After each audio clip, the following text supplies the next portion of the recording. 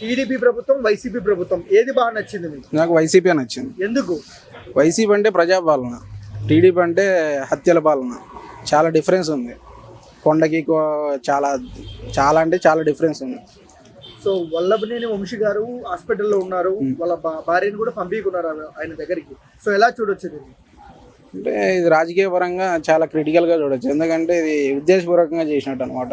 ఇప్పుడు అదే చంద్రబాబు ఉన్నప్పుడు చాలా మందిని పంపించారు ఇంటికాడ నుంచి క్యారేజీ. ఎవరైనా ఆయన సీఎం కాదనట్ల, ఈయన ఎమ్మెల్యే. ఎవరికైనా ఇప్పుడు కొంచెం సెలబ్రిటీ టైపే కదా ఈయన. అంటే మామూలుగా కొంచెం ఇన్ఫ్లుయెన్స్ ఉన్న మనిషి.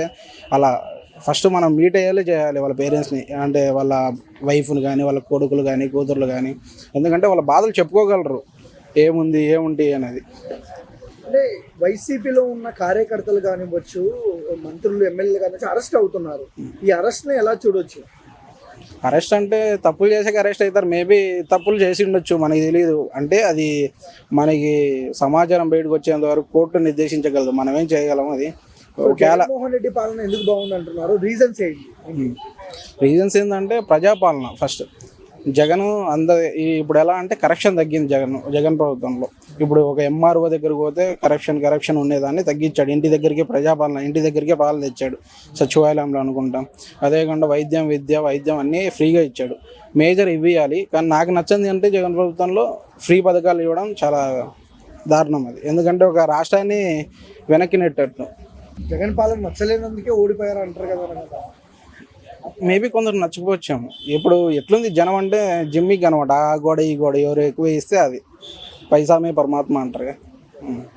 ఓవరాల్గా జగన్ గురించి ఏం చెప్తారు? Jagan is a mass leader. అతను ఏంటంటే ఇప్పుడు ఒక మనిషి ఎప్పుడైనా ఒక తప్పు చేశాడు అనేటోడు అయితే ఇప్పుడు ఏదైనా జగన్ ఇంత సృష్టించిన, నేను పాలనలో నా సంపద ఇంత సృష్టించిన, నేను ఇంత జనానికి ఖర్చు పెట్టా, ఇంత చేసా అనే దానికి ప్రూఫ్ చూపిస్తున్నాడు ఒక పేపర్ మీద పెట్టి.